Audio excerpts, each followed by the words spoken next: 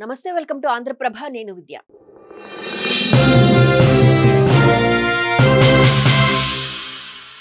మాజీ మంత్రి అనిల్ కుమార్ యాదవ్, మాజీ ఎమ్మెల్యే ప్రసన్న కుమార్ రెడ్డిపై నెల్లూరు నగర డిప్యూటీ మేయర్ రూప్ కుమార్ తీవ్ర స్థాయిలో ఆగ్రహం వ్యక్తం చేశారు. వేమిరెడ్డి దంపతులపై అనవసరంగా నోరు పారేసుకుంటున్నారని మండిపడ్డారు. మీ ఇంట్లో ఉండే ఆడవాళ్లతో కూడా ఈ విధంగానే అసభ్యకరంగా మాట్లాడతారా అని ప్రశ్నించారు. గతంలో ఎన్నోసార్లు వేమిరెడ్డి దంపతుల దగ్గరకు వెళ్లి కట్టల మూటలు తెచ్చుకున్న విషయాన్ని మర్చిపోయావా అంటూ అనిల్ ను నిలదీశారు. అనిల్ లా ఎవరు నీచమైన బ్రతుకు బ్రతకరన్న ఆయన ఇలాంటి వ్యక్తిని పక్కన పెట్టుకుంటే దరిద్రం పడుతుందని దుయ్యబెట్టారు. అందరికీ నమస్కారం. ఈ మధ్య గత వారం రోజులుగా నెల్లూరులోనే కాకుండా రాష్ట్ర వ్యాప్తంగా చర్చకు దారి తీసినటువంటి పరిస్థితులు మనం అందరం చూసాం. ఈరోజు కూడా దానికి సంబంధించి నల్లపరెడ్డి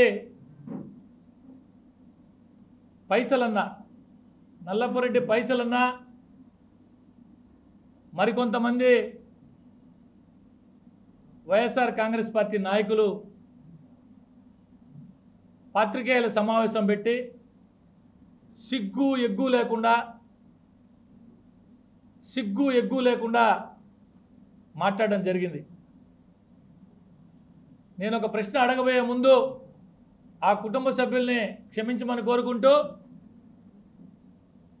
ఇదే పైసలన్న ఆ కుటుంబ సభ్యులు కానీ రాజకీయాల్లోకి వచ్చుంటే మహిళలు, వారి తల్లిగారో వారి శ్రీమతి గారో రాజకీయాల్లో వచ్చినప్పుడు కొంతమంది పనికి మాలిన వెధవలుడైనా ఈ పైసలన్న మాట్లాడితే వీళ్ళు తట్టుకునే వాళ్ళ అని అడుగుతున్నా. ఆయన పక్కన ఇంకొక ఆయన నెల్లూరు మంగళం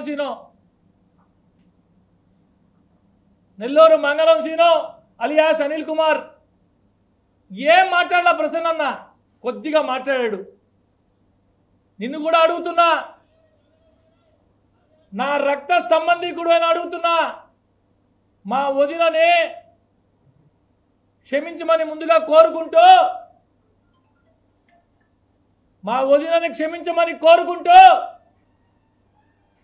వాళ్ళు రాజకీయాల్లోకి వచ్చుంటే ఎవడైనా పనికి మాల ఎదవ మా వదిన గురించో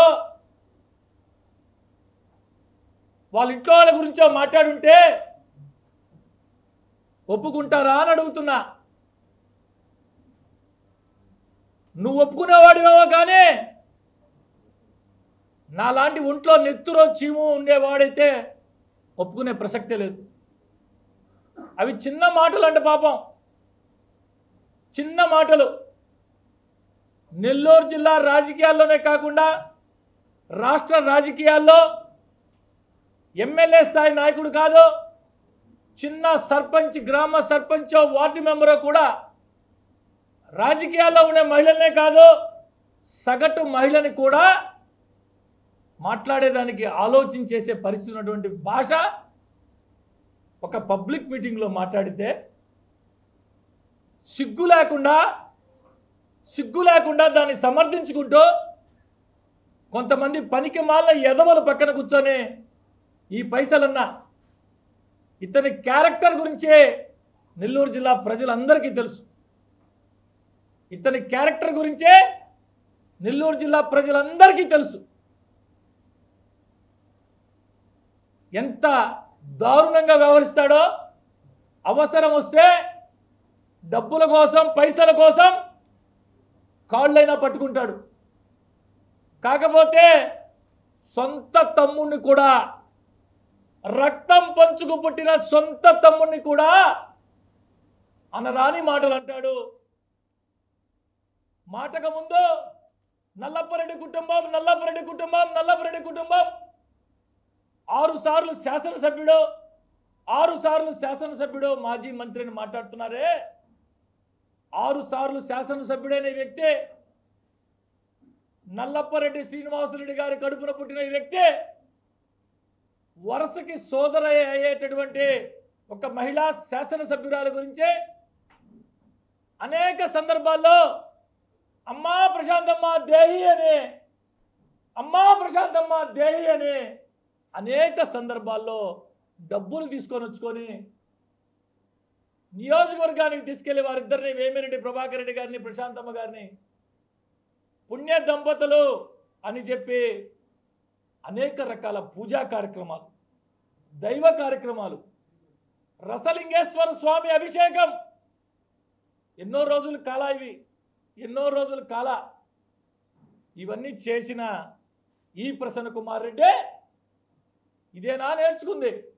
ఆయన చెప్తాడు సలహా, ప్రశాంతమ్మ రాజకీయాలకు కొత్త, నువ్వు నాలాగా పనికి మాలిన మాట్లాడాలా, నాలాగా ఎదవ పనులు ఎట్ట చేయాలా, నాలాగా కమిషన్లు ఎట్ట తీసుకోవాలా